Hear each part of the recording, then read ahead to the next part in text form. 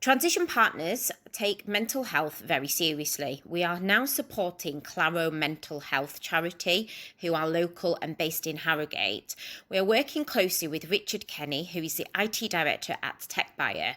Claro operates as a commercial workshop making goods for businesses, which enable those with long-term mental health conditions to function in a voluntary real work environment. We would love it if you can join us in supporting this amazing cause and charity and donate what you can. Any amount would be greatly appreciated. Thank you very much, and thanks to all our listeners. Hello, everyone, and welcome to the Let's Talk Leadership podcast. So this week we've got Michael Shangkuan on, and Michael is the CEO at Lingoda. They're an online language school, and he's got a passion for linguistics and speaks an impressive 6 languages. So Michael speaks English, Chinese, Spanish, German, Japanese, and French. That's super impressive. Prior to Lingoda, he had an impressive career scaling edtech startups as well as working as a brand manager at P&G and investment banking background at Goldman Sachs. So we're extremely interested and excited to hear Michael's diverse background today and how he got into tech and all about his leadership style. So hello, Michael. Hello. Hi, Michael. What an impressive background. 6 languages. How? That's my first question. I started actually very young as a kid. I spoke Chinese at home and English, my native language. And my parents had always encouraged me to follow my interests and my passions. So I started taking French in school when I was in middle school, and then one thing led to another, and I was then picking up Spanish, and then both also in school, and then I was taking languages on the weekends, Japanese. Wow. And it just sort of rolled from there. It's like you kind of know when you know what you're passionate about, and you do it naturally. Yeah, no, definitely. I tried Japanese at university and I had to drop it. It was too hard. It's all about practice, isn't it? Yeah. It is practice. Anybody can. Fantastic. So I always like to start the recordings off with understanding a little bit more about you, your background, your journey. So how you obviously you started investment banking, so you've gone from investment banking through to kind of tech startups, scaling up businesses. So it'd be really interesting to see how all that kind of came about. Tell us more, and the listeners more about your journey, and then how you got to where you are today, and I guess a bit more emphasis on your current business. Sure, absolutely. Well, first, thank you, Ali and Sandra, for inviting me to the podcast. Welcome. I'm excited to talk to you more about leadership. To tell you a little bit more, so one of the first things that people always look at me in Europe and they say, what is a Chinese American from California doing in a German company, right? So to tell you a little bit about Lingoda, as you were saying, it's Europe's largest online language school. We've got live group classes with live teachers, and we offer 24/7 flexibility. We're a team of 39 nationalities, 27 languages.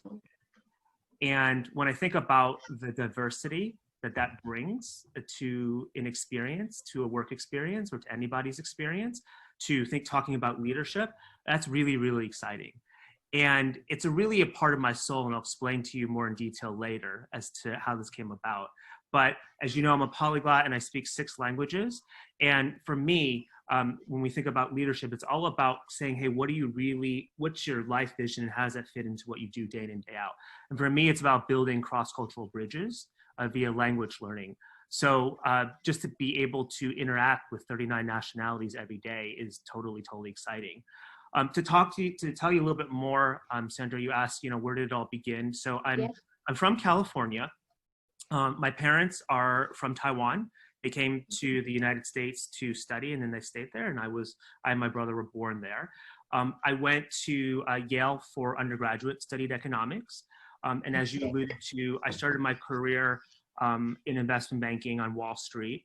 and work Wow. harder than I can I ever did work and will work in the future. 100-hour weeks, but I learned finance, and it was a lot of fun. And I just think I had more energy then than I do now. Then I went back to school. I went to Harvard Business School for my MBA, and I wanted to do something more creative. I wanted to run a business, and actually wanted to specifically build my leadership skills. And so I went to Procter & Gamble to do brand management, where they train you how to do marketing, but they also train you how to be a more effective leader, which we can talk about later. Ultimately, what I really learned there was how to lead by consensus. So one of the most difficult things is that, okay, if you're given positional power, that's terrific, right? But how do you actually bring people along on a journey when they don't report directly into you, especially in a big organization? And that's really what I learned in my 5 years in brand management. And then I said, okay, I've sold glorified soap long enough, $10 for shampoo, right? Like, okay, there are some people who will buy it. That's what I spent my time doing, thinking about how to do that. And I said, I want to do something that I really care about. And for me, education, and we can elaborate on that later too. Education was a very big piece of who I am and how I came to be who I am today. And so I went into education tech, and joined my first startup in California in the education travel space, and did that for 6 years. And then recently, 3 years ago, moved to Berlin to run Lingoda. And it's been a great journey, and really look forward to talking to you guys more about that. Fantastic. I've got a quick question on that note. You've gone from investment banking into brand management, and then to working for a startup, and then setting up your own startup.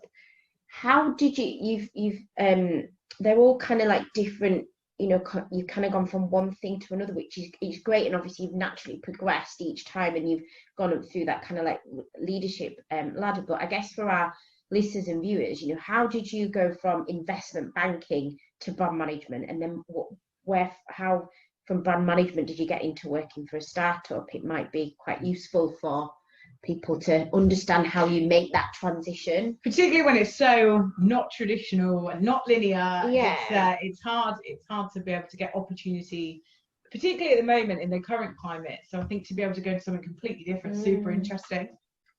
Life a lot is about I believe reinventing yourself and discovering more of who you are and what really makes you tick as a person. And I think as I've grown up and matured, I've also learned more about myself and what's really important and what doesn't matter as much. So, when I started in banking, it was like, okay, everybody else was doing it in college. It's like, great. It like seems to make good money. I get to live in New York, and okay, I'm good at math. Okay, right. So obviously you had the education for that, didn't you? That makes it an easy, not an easy transition, but it's kind of almost a natural step. It's almost exactly. It's more of a natural step. What I realized, in banking was, so banking is fundamentally it's more of a consulting job, right? You consult others as to what to do versus actually build something yourself.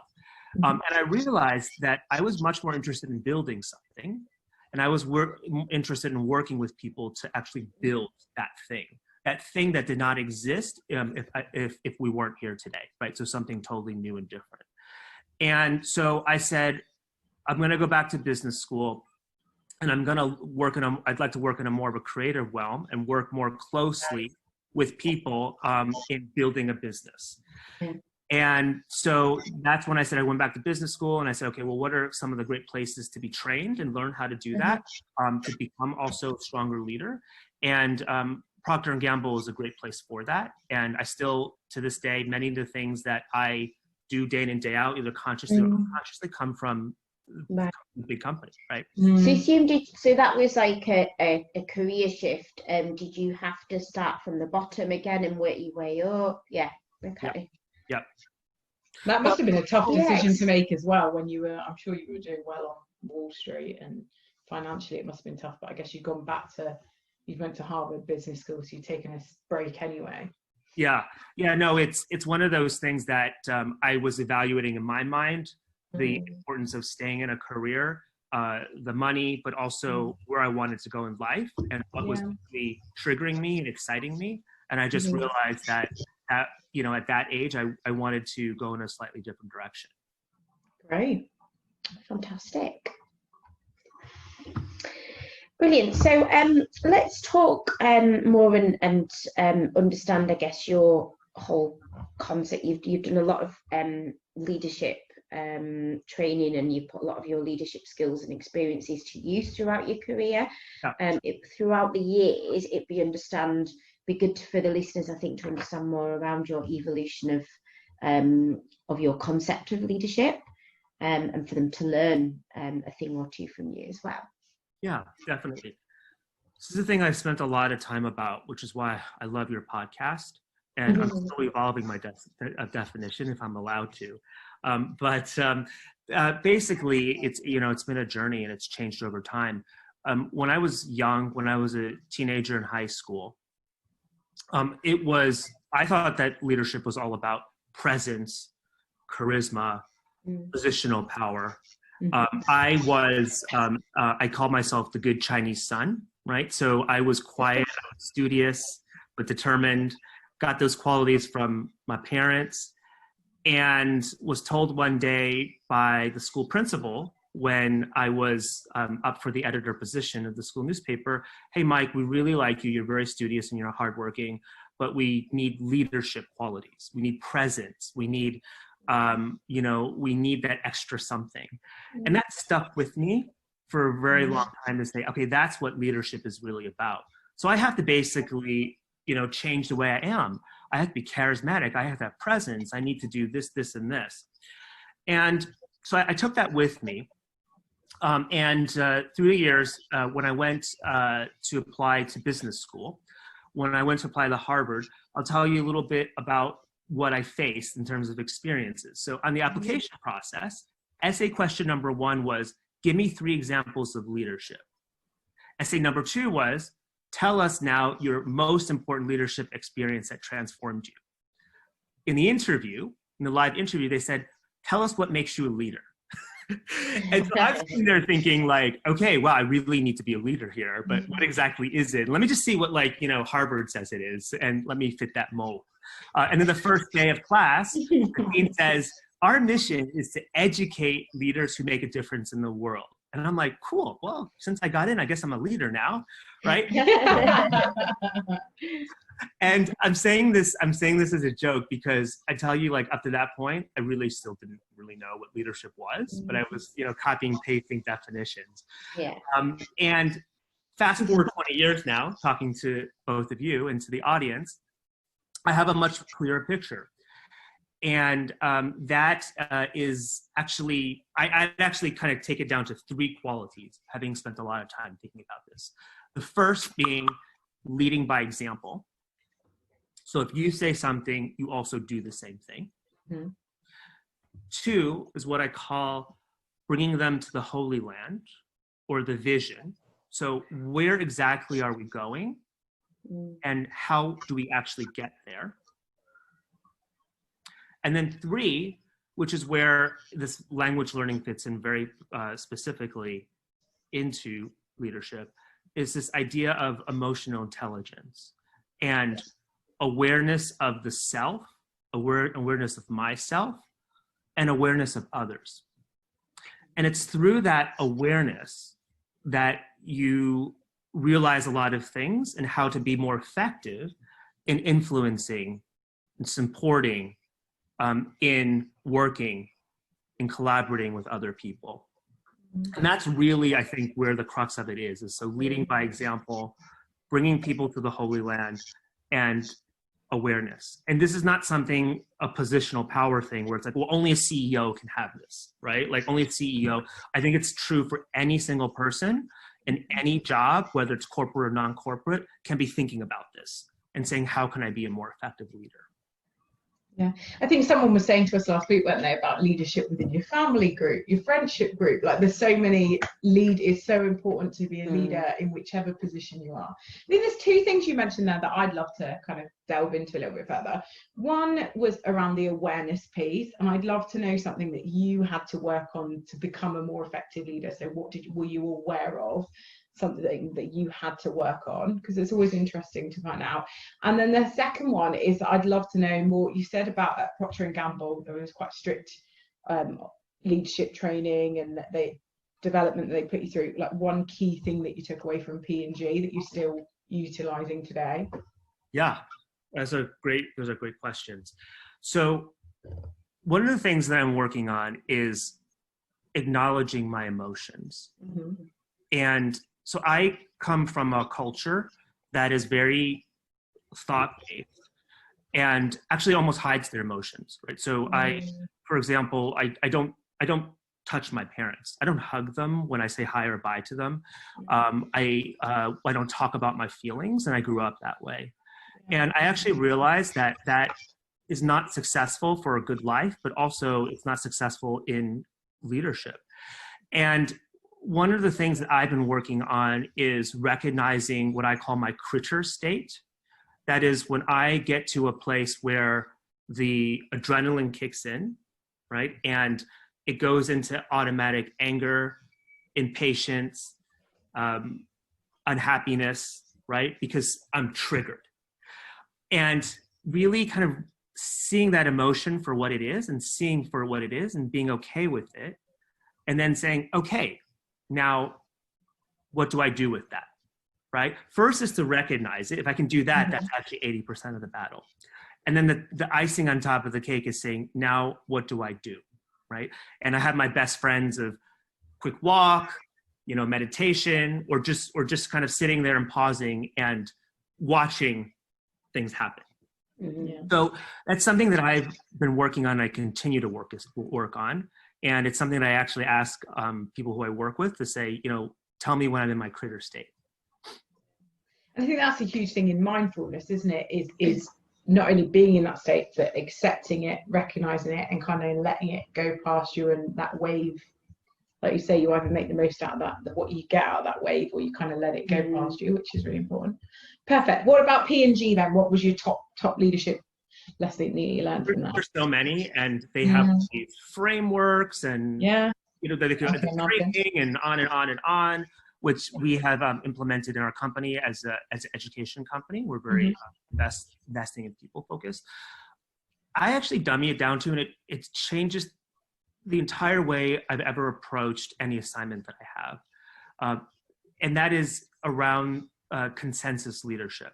So consensus leadership as it pertains to how do you bring people along on the journey, and not necessarily immediately apply positional power or data or traditional ways of influence that get you to a place, right? So how do you actually be able to take in what they are saying and be able to drive a bigger picture and move people in the same direction?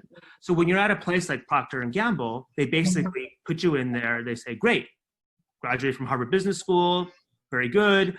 Now you're at the bottom of the totem pole, right? As we said, right? Like you have no direct reports, but by the way, you have to, launch a new initiative using all of the resources that the company has across seven different functions. And what that really taught me to do was to say, okay, how do I bring the people around me and above me along? And it's not like, here's the guide, Ali and Sandra, like do 1, 2, and 3, but it's over time, right? Of actually trial and error and learning from lots of different experiences. And I realized that ultimately, like leadership can never be a forced quality, right? Where you tell people and dictate people, as we talked earlier about power, right?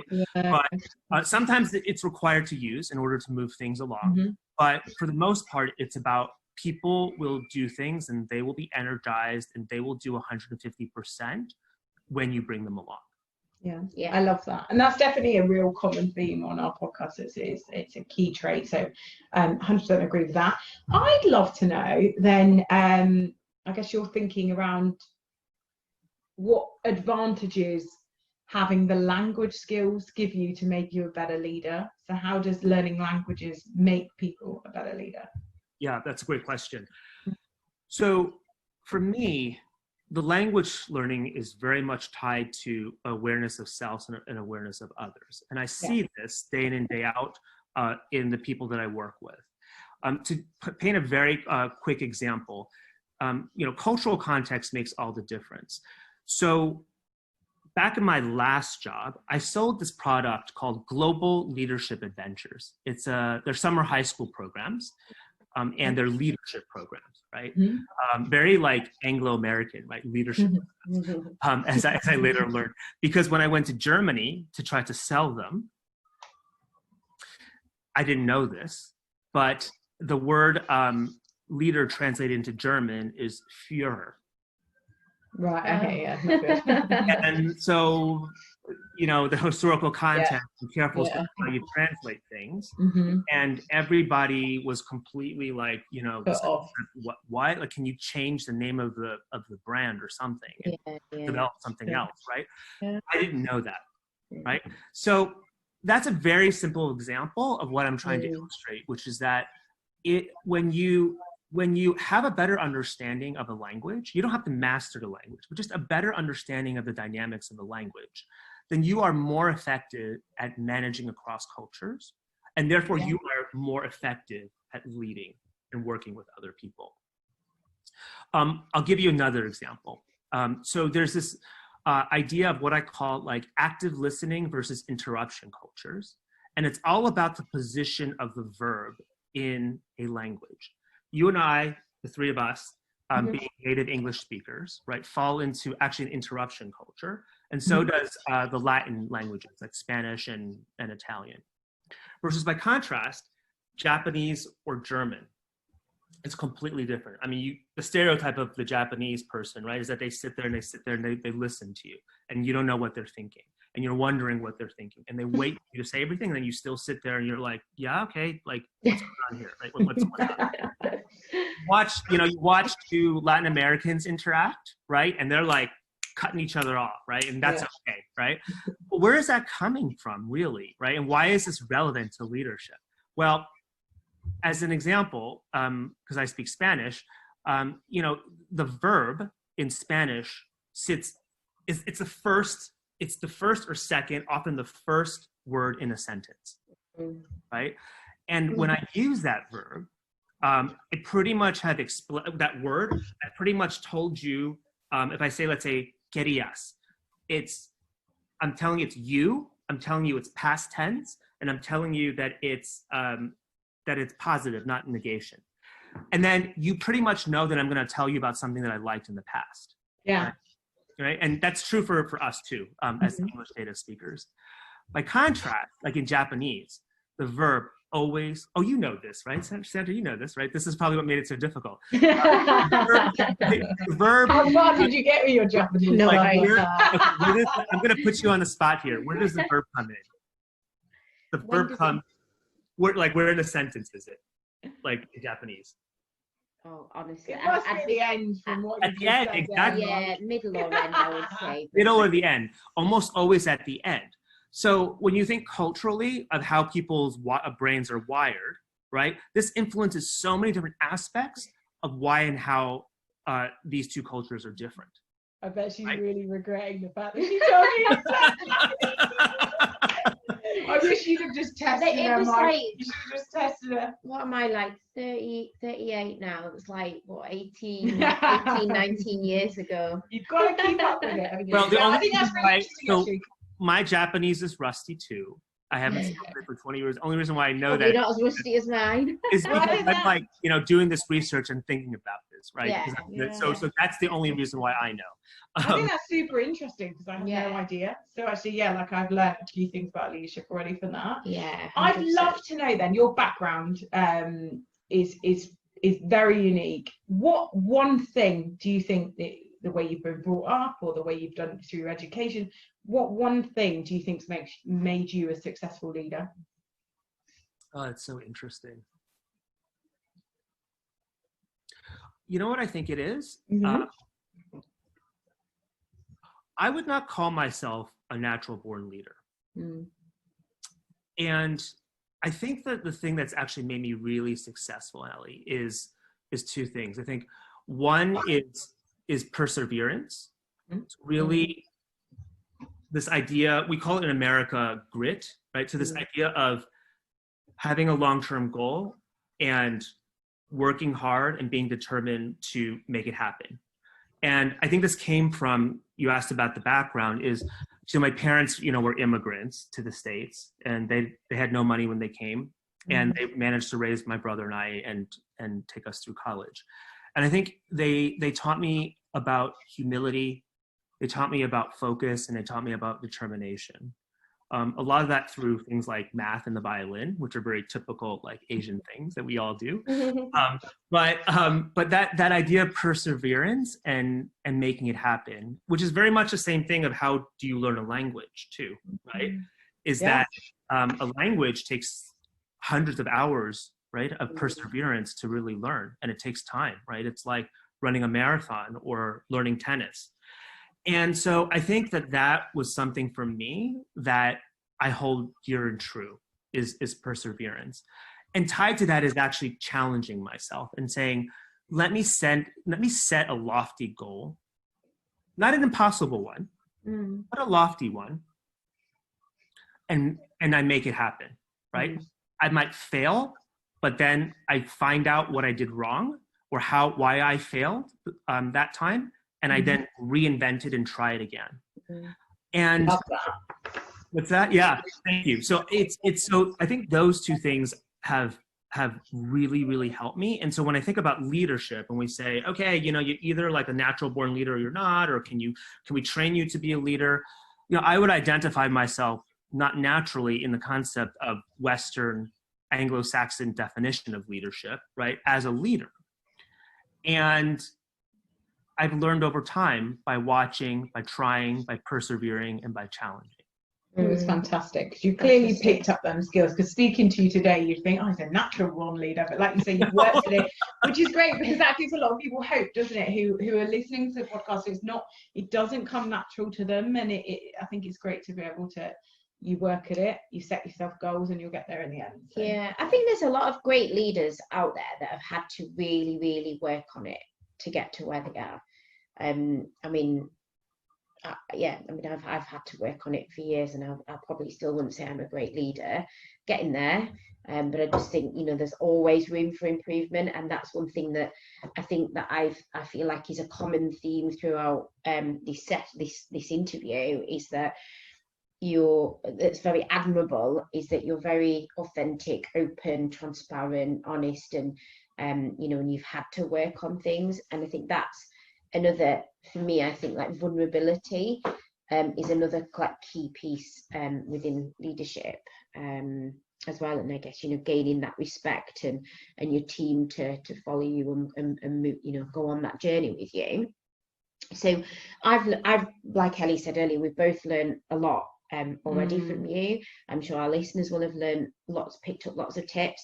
So I think it would be really good now to, we've obviously discussed a lot of points around your leadership style. It'd be really good now to talk more about Lingoda, how you set up Lingoda, the challenges that you've experienced, what what maybe something that didn't quite go according to plan, and how you learned from that, how you rectified the situation that others can learn from. So we do have quite a lot of people listen to these podcasts that are in similar situations or are working for another startup, and they'd love that opportunity to set their own and scale up their own business. So it'd be great to share more of your experiences within Lingoda.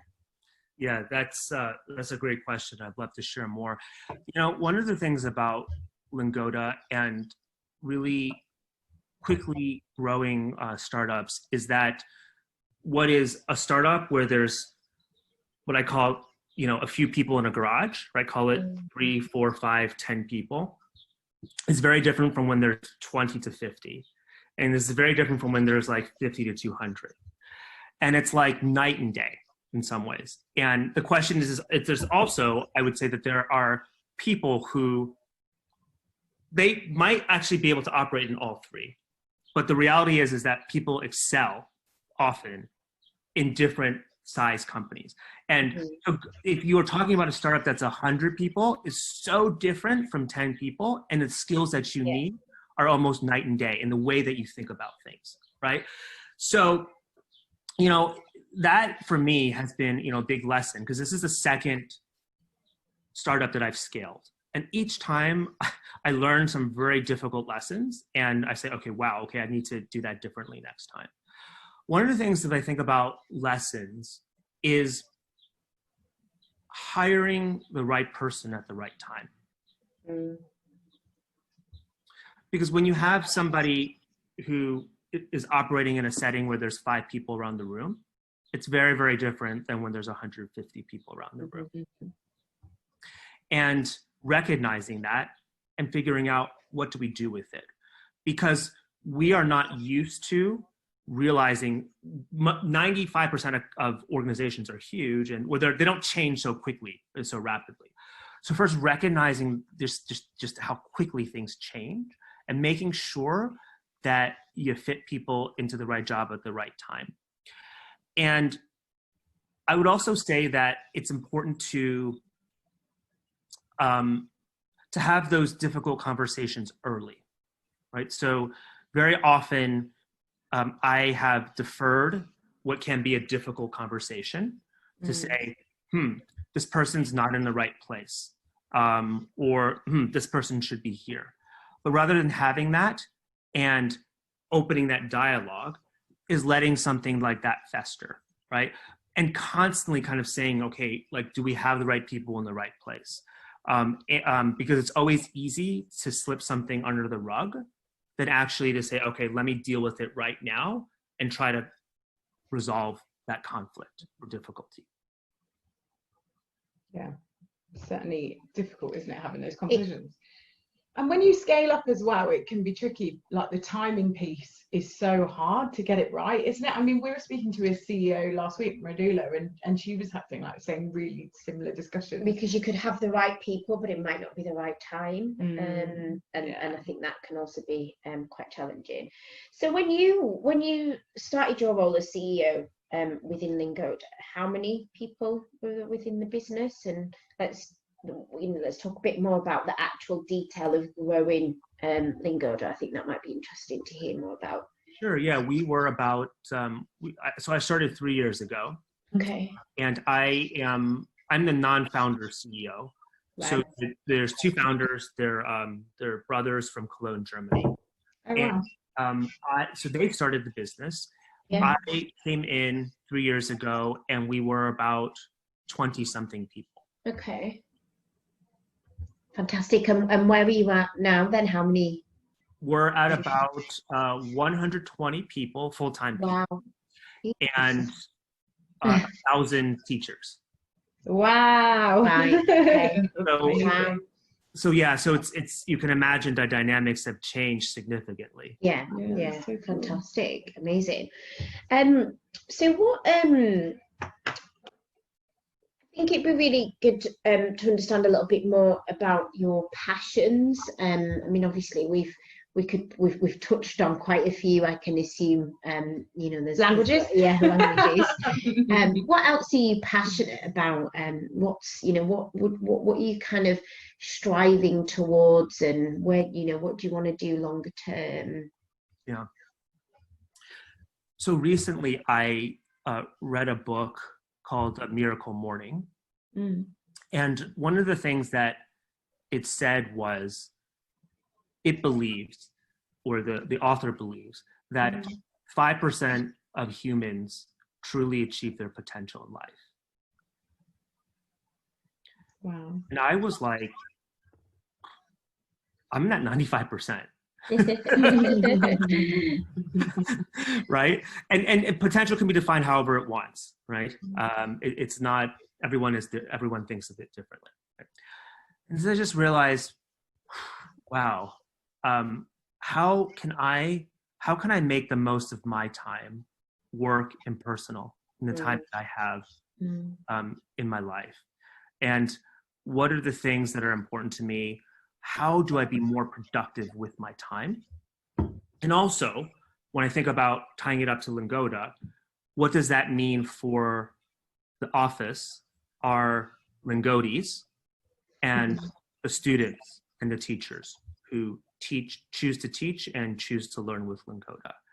So for me, this idea of like helping people achieve their human potential through language learning, and that beauty of discovery, and wow, I could really do it. Like, holy cow, like I'm fluent in French, right? And I had this long-term goal. I challenged myself and I made it happen. Like, why does it have to be 5%? Like, why couldn't it be like 40 or 50%? Each of us have that potential. So how, in our space of language learning, how do we help people do that? And how do we create a product that enables people to do it and then just makes them really excited and gives them this high that they did do? It's fantastic. What's the future of tech in your opinion?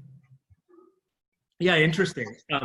I could talk at length about that. I thought maybe what I would do is talk more specifically about education tech and language. Yeah, that's cool. That'd be interesting. Actually, we brought in a new client this week in ed tech as well, so that would be oh, cool. Okay. Yeah. This will be a pretty good comparison. You know, I think in language learning, technology is obviously is critical, and fortunately or unfortunately with COVID-19, it actually has accelerated a lot this move towards online and towards actually using technology as a means to learn a language. But at the end of the day, language is about human connection. And my point of view when I think about the future of tech is that human connection and bridge will always serve as the center of any kind of language learning platform. Yeah. And technology enhances that human experience. So it's what I call like 1 + 1 = 3, where you know, 1 is the humans, 1 is technology, and when we put them together, it creates something much more powerful. And so that is where I really see where technology is being able to enhance the world in the best possible ways and strengthen that human connection. One very good example of where we are looking to take all of this is virtual reality, right? So virtual reality with the goggles. Yeah. That will be, call it big in 3 to 5 years. I'm not sure exactly when, but in the future. And situational experiences in language learning are much more powerful than me looking at you and teaching you something, right? So imagine if you were to put on the goggles and you were learning French from a Parisian cafe with the Eiffel Tower in the background, and your teacher, the waiter, teaching you how to order a coffee. That would be so cool, wouldn't it? Right? Not only would you learn bringing it to life, because that's it, and that's part of it, isn't it? A lot of people who are interested in language and they don't have the opportunity to travel or the means to travel, like it's that a lot of people then end up giving up because they can't put it into practice. No, that's probably a lot of that. it. That's really cool, isn't it? Yeah, really cool. Yeah, if you need some test dummies, we can. Yes, I'm up for that. I can do the French one. I'll give the French one again. You can give the Japanese. I'll try Japanese again.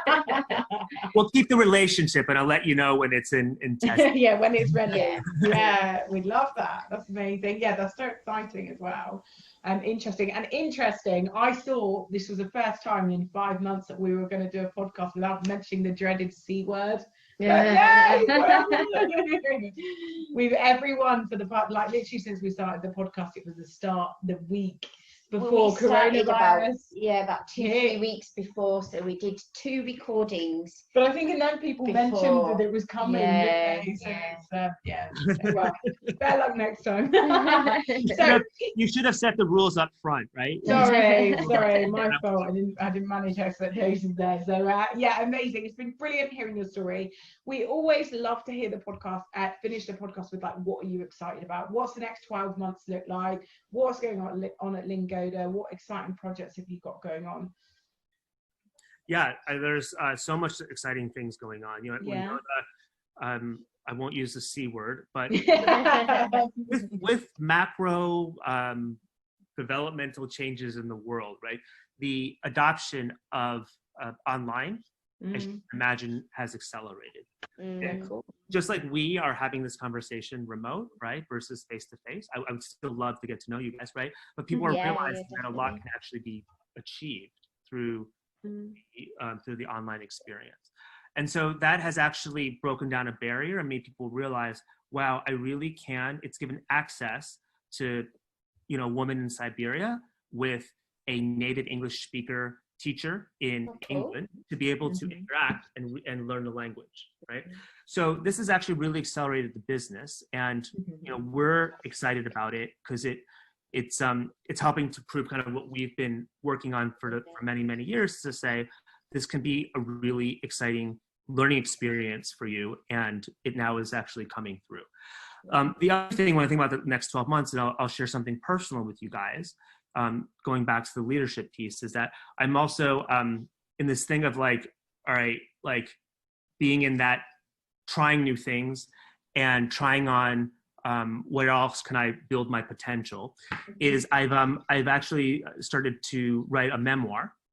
Oh, wow. And it's actually related somewhat to a lot of what we talked about today, right? This idea of where I came from and how success was traditionally defined by parents, by environment, by the corporations that I worked with, and how I've learned more about myself through language, through working with different cultures, through living in different places, and how that's actually evolved in time. And so my second part of life, I won't tell you how old I am, but I'll just let you do the math.